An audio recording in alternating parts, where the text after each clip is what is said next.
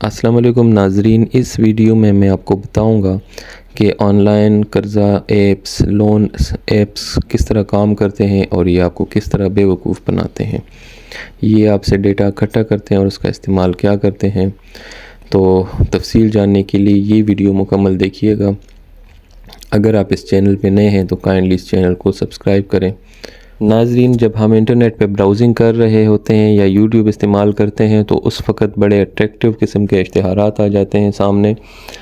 वो इश्तिहारात बहुत मिसलीडिंग होते हैं, आपको ऑनलाइन 50,000 रुपये तक के कर्ज़ा ऑफ़र करने के प्रॉमिस करते हैं और उसका जो रीपेमेंट का दौरानिया है वो 190 दिन से लेकर 365 दिन तक का बताते हैं, जबकि हकीकत में बिल्कुल इसके बरअक्स होता है।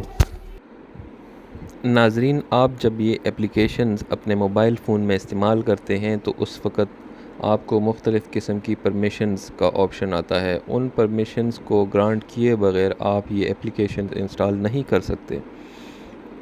ये एप्लीकेशन उमूमन आपसे परमिशन रिसीव करता है आपकी गैलरी को रीड करने और मॉडिफाई करने, कॉन्टैक्ट लिस्ट्स और SMS, इवन के मोबाइल फ़ोन का हर सेंसिटिव इंफॉर्मेशन लेने के लिए वो परमिशन आपसे लेते हैं और आप ग्रांट कर देते हैं बग़ैर पढ़े। आप अपनी प्रोफाइल कंप्लीट करना शुरू करते हैं, उसमें अपना नाम सही, अपने पेरेंट्स का नाम बाज़ औक़ात वो मांगते हैं आपसे, आपका डेट ऑफ बर्थ और उसके अलावा शनाख्ती कार्ड का नंबर, शनाख्ती कार्ड की इशूएंस का जो डेट है वो बड़ा जो ज़रूरी होता है।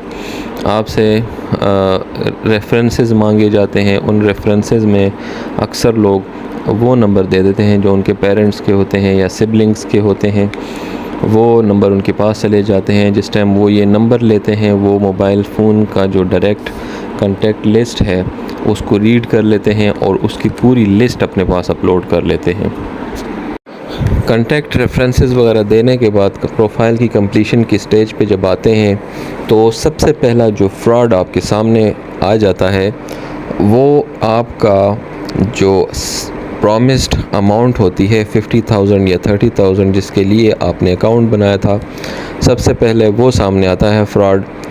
आपको ऑफ़र किया जाता है 3,000 से लेके 5,000 तक की रकम की जो अमाउंट है बतौर कर्ज़ा, और वो भी 190 या 90 या 365 दिन के लिए बिल्कुल भी नहीं, बल्कि सिर्फ़ 6 से 7 दिन के लिए।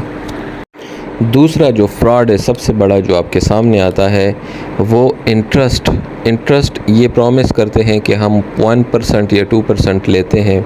बाज़ औक़ात ये इंटरेस्ट लेते भी नहीं, लेकिन ऑडिट चार्जेस या प्रोसेसिंग फ़ी के नाम के ऊपर ये 3,000 से लेके 5,000 तक के कर्ज़े की अमाउंट के ऊपर कम से कम 2,000 या 2,500 रुपये इजाफ़ी चार्ज करते हैं।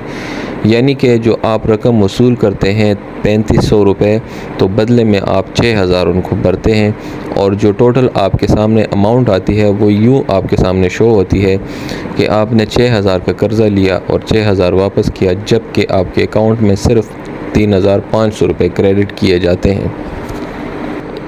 इस फ्रॉड का सबसे ख़तरनाक हिस्सा वहाँ शुरू होता है जब आप 7वें दिन उनको पैसे जमा नहीं कराते। प्राइवेट अकाउंट्स में ये आपसे पैसे वापस मांगते हैं।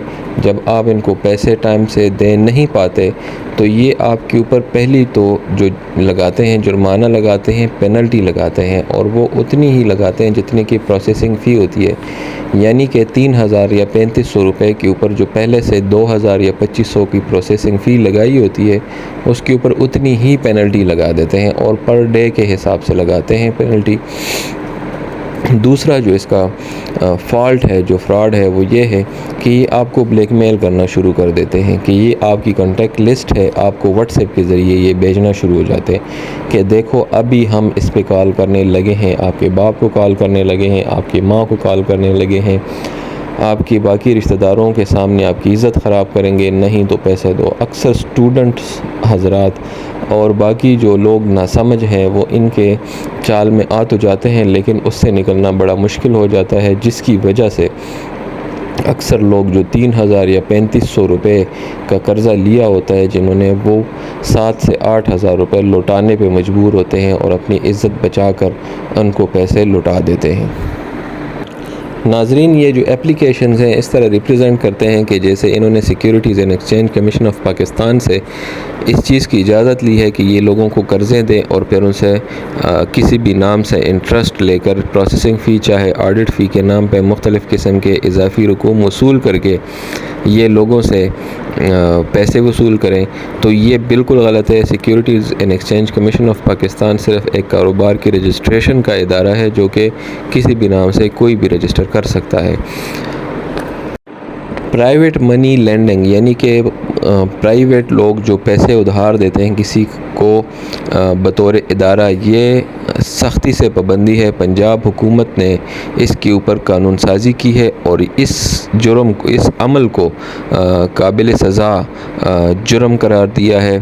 اس کی ممانعت ہے بہت سختی سے۔ کوئی بھی شخص کسی دوسرے شخص کو سود یا کسی اور چیز کے عوض ادھار رقم نہیں دے سکتا۔